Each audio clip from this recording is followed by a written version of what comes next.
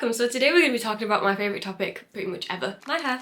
Yeah, that's right. If you've been here for a while now, I've been on a bit of a hair journey for I don't even know how long it's been now, it's been crazy. And I want to talk about my tips for long, healthy hair. It's really weird, I'm very sensitive about cutting my hair, but I did trim what I consider to be quite a considerable amount off the other day, probably like, I'm like shaking talk about it like that much. But it's crazy, people were like, oh my god, your hair looks so long after I'd done it, which is crazy. I think maybe because my hair looks so healthy, not to brag, I think that may be why, but I don't know. But I'm going to talk about all the things that I've been doing and I'm so excited. Okay, let's get straight into it. When it comes to health, there's so many different factors that go into it. Things like the things you're eating, the products you use, your mental state at the time. Like it's crazy the things that affect it that you don't even consider. For example, stress. Stress is such a big factor, and being stressed can disrupt your hair growth. It can lead to your hair falling out. Stress has such a big impact on your body overall. And I know it's like easier said than done to like, don't be stressed, but there's some things you can do to try and help calm yourself down. Things like being a little bit more holistic and trying to live a stress-free life as much as possible. Like think about the things that are going on and really value the situation and see if that stress is misplaced or is it even another feeling that you're kind of misreading. Your diet plays into this as well. If you eat nutrient-rich foods, your hair will thank you for it. So not only would you come out of this with lovely healthy hair, but you'd be less stressed and your body would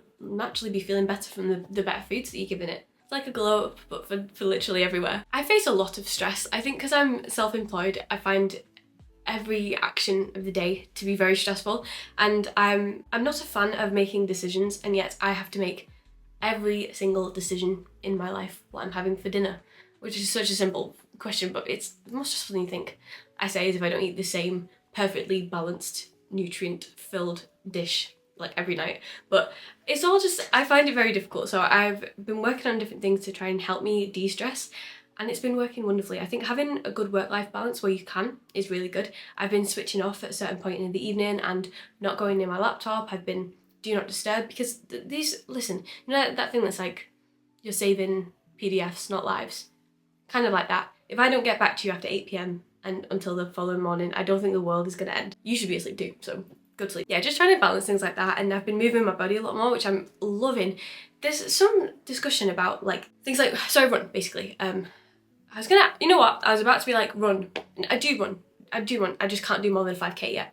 6k actually, but they're still running. I'm literally running. Anyway, they say that puts a lot of stress on your body, and I have found that I'm really loving my walking as well at the moment. I'm doing an hour of walking every morning while I'm working, and like I get like 6,000 steps, and it's just such a good way to move my body as well as getting through some of my more stressful workload, but I like to get that out early in the morning. But yeah, I found with running, like I've just decided to not push myself. I have days where I do a 5k and it feels easy and I'm having a really nice time, but other days where a mile feels really tough, and when that mile feels tough and I can feel the stress, I don't do it. I'm not gonna lie, I just don't do it. No one's forcing me to do this. I just listen to my body, and it's really interesting. Sometimes I can be running and I can be feeling this level of stress because I think I'm in like fight or flight mode, because naturally I am running. I'm like running for my life, it feels like. So I have to tell myself, listen, you've decided to go for a run today. You don't have to be stressed. You're fine. Just let you know you're not in danger. You're fine. So I think like the way you talk to yourself and the way you treat yourself can have a huge impact on how stressed you are, which ultimately will help with your health. So as you may know, I have been using hairburst for like, I want to say, is it coming up to a year? I think it's coming up to a year. That's crazy. Obviously I've been trimming my hair in that time, so the results change, but you can see in like the quality of my hair how much healthier it is. Insert before and after. I'm also going to take a new before picture because I have just cut what I do consider to be a considerable amount of my hair off, but you probably won't agree. But I think it's still longer than it was in my original. Oh god, my hair was so, it's embarrassing. But it's much better now, and I honestly, I think since I dyed it as well, every comment ever on anything I do, like it's always about my hair. It's always, someone always mentions my hair, so thank you so much. I just love it so much. Like it sounds so vain at times, but I think it can be such like a big part of your identity, and there's nothing wrong with that. It's also been nice, based on this like decision fatigue I was mentioning earlier, to not have to make any decisions about my hair routine. I just know what I'm using. Kind of like with skincare, I love skincare so much, but it's like I'm always trialing different products and doing all this kind of stuff, but this is the one, and that's nice. Like it's just sat there waiting for me when I'm in the shower. Perfect. So I've always used the longer, stronger ones, and I say this every time, they smell so good. I said this last time, I got complimented on the smell of my hair once, and granted it was by a stranger that was just this random man, and I didn't really love that, but the power of the products, I mean, what can you say? I've got quite the routine when it comes to doing my hair now, so I obviously get in the shower, shampoo, I use my like scalp brush to really get in there. And then I do a hair mask. I usually leave it on for about like 10 minutes. I also, whenever I dye my hair, mix some of the hair mask in with the hair colour. It's perfect. It's perfect.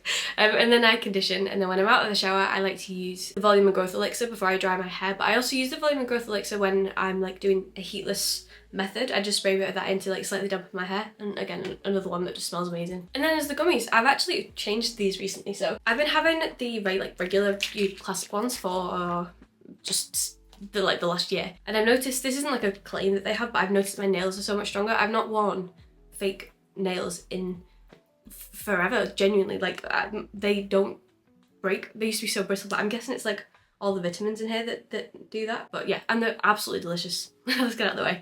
But then I recently moved, but these have gelatin in them, and I want to say vegetarian, but I use that term very loosely, and I don't usually use that term whatsoever. I don't really eat any meat or anything, but I'm not strict enough with it where like I would still take these every morning, but I just don't consume like meat products or anything like that.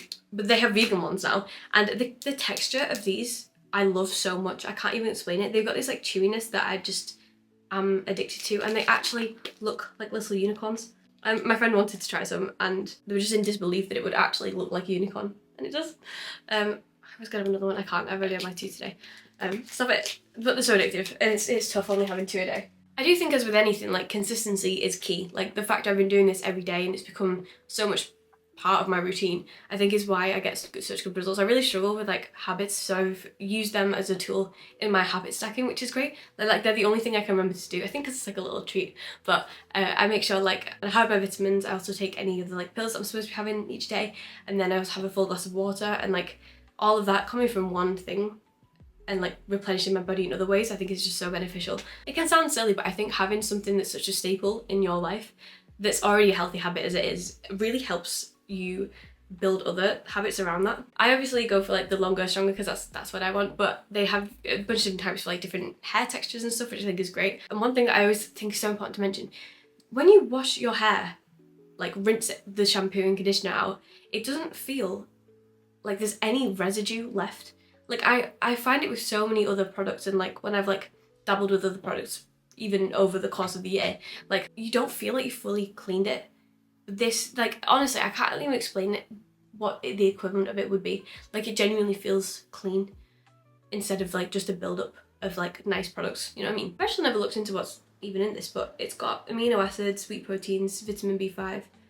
Vitamin B I think is just such, I've always had to take extra of that like in my life, so the fact it's also in my hair products is very nice. Thank you. Another tip for like hair health, I think you should always do something with your hair before you go to sleep. I don't think you should just leave it down. I think you should always braid it or just put it up in some way so that you're not just, you know, while you're in your sleep. And I use, it's a bit extra, I do sleep with like silk pillowcases, and yes I do bring them on holiday with me. Yes I do get bullied for it, but the results speak for themselves, so what can I say? And also when you're in the shower, you should brush your hair through with a wet brush. When you've got the conditioner in, you should brush your hair before you get in the shower and when you're in the shower, and it like, no knots. No knots. It's so much easier to brush with the wet brush, and then when you get out of the shower and you're drying it, you can just brush it through and you're not like dragging, like trying to get knots out and like pulling on the fragile hair strands.